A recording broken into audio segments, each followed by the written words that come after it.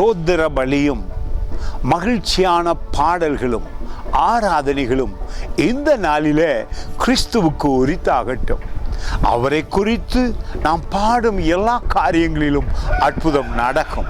உயிர்த்து எழுந்தாரே, உயிர்த்து எழுந்தாரே ராஜா, மரணத்தை ஜெயித்தாரே, நோயை அற்புதமாக இல்லாமல் ஆக்கினாரே, சுகமாக்கினாரே.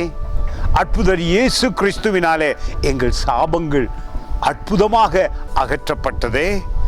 எல்லாவற்றுக்கும் காரணம் உயிர்த்தெழுதல்.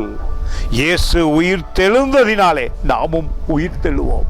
அந்த அற்புதர் இயேசு கிறிஸ்து இந்த நாளிலே புதிய நம்பிக்கை, புதிய வாழ்வு, ஆசீர்வாதமான மகிழ்ச்சியான நம்பிக்கை நிறைந்த நாட்களாய் கொடுத்திருக்கிறார்.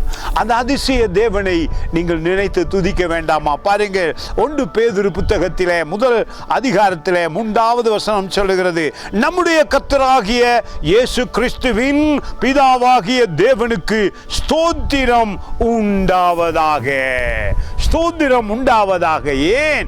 அவருடைய இரக்கம் நம் மீது, அவருடைய உயிர்த்தெழுதலினாலே புது வாழ்வு உண்டாயிருக்கிறது. தைரியமாய் வாழ முடியும். பூமிக்கு இயேசு கிறிஸ்து வந்து உயிர்த்து எழுந்தாரே, பாடுகளுக்கு முடிவு கொண்டு வந்தார். உங்களோடும் என்னோடும் இருக்கிற விசுவாசமே வாழ்வடைய செய்கிறது.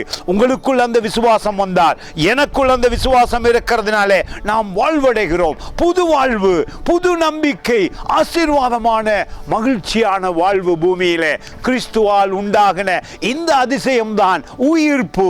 அவர் உயிர்த்ததினாலே நாம் சகல பரலோக ஆசீர்வாதங்களுக்கும் உரித்தாகிறோம். நாம் நீதிமானாய் ஆக்கப்பட்டிருக்கிறோம். நாம் தேவனுடைய ஆவியிலே மகிழ்ந்து வாழ முடியும். God bless you.